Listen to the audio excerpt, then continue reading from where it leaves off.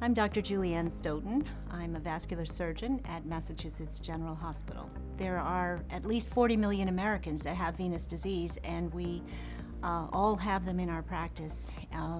We have had some tremendous advances in the last 2 decades in our treatments. So really, for a long time, we've had just thermal ablation, which was really a very good treatment. It's very successful in closing the veins, but it does create this perivenous injury if you don't have tumescent local anesthesia, which is uncomfortable.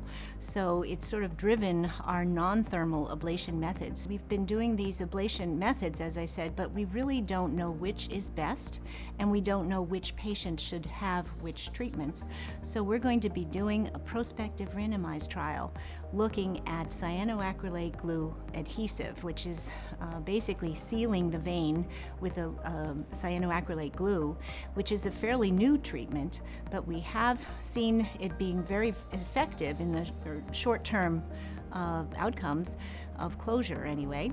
And then we also are comparing it to our more standard of care ablation of radiofrequency or laser ablation or endothermal ablation.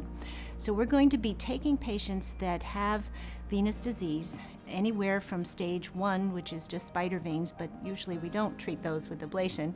But if they have significant symptoms and signs of reflux in their truncal veins, all the way up to if they have significant leg ulceration and skin changes. Those patients will be randomized into 2 groups. One will be the patients that have cyanoacrylate glue adhesive. One important exclusion, though, is that they cannot be allergic to adhesives. But patients that do have, that are really amenable to either type of ablation, we're going to be randomizing those patients and following them very closely, trying to really elucidate which ones do better in the short and the long term with which treatment. All around the body in the surgical realm, we are getting less and less invasive. With cyanoacrylate glue, again, as long as they're not allergic, this has been a fairly inert substance in some of the orthopedic procedures, but really there's not been any significant application within the vessels.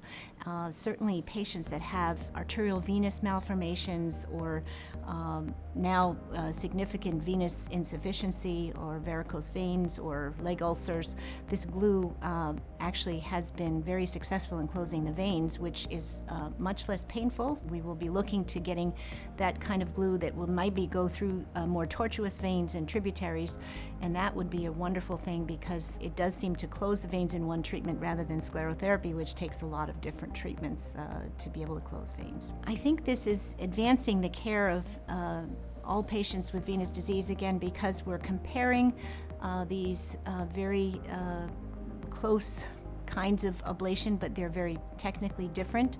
The experiences are different. We have to look at patient-reported outcomes, and we have to look at closure rates, and we have to look at recurrence rates. But I think it's really changing the field in the sense that we are not just kind of looking for another tool. We're actually trying to figure out which is the best tool for the different patient populations. I would say that venous disease is something that we have really underestimated and ignored for many years, and I think the fact that there are so many Americans and patients of ours that have some element of venous disease, and I think it's important that we, in the past, used to leave it until it was really ready to ulcerate or until the patients had a blood clot. But I think at this point, our minimally invasive methods and our really attention to the science of it really is going to help us to know who should be intervened upon and at what point. And I think the answer is going to be an earlier intervention, almost like tending a garden rather than waiting until it's all overgrown. This is age, gravity, heredity, things we can't change about venous disease yet. We are also participating in some research about genetics and about the etiology and pathophysiology of venous disease, but I think all of these things are yet to be answered, and in the meantime, trying to help to keep patients healthy and feeling good and trying to prevent progression of this disease is really the most important, and that's what I'm the most proud of with our group.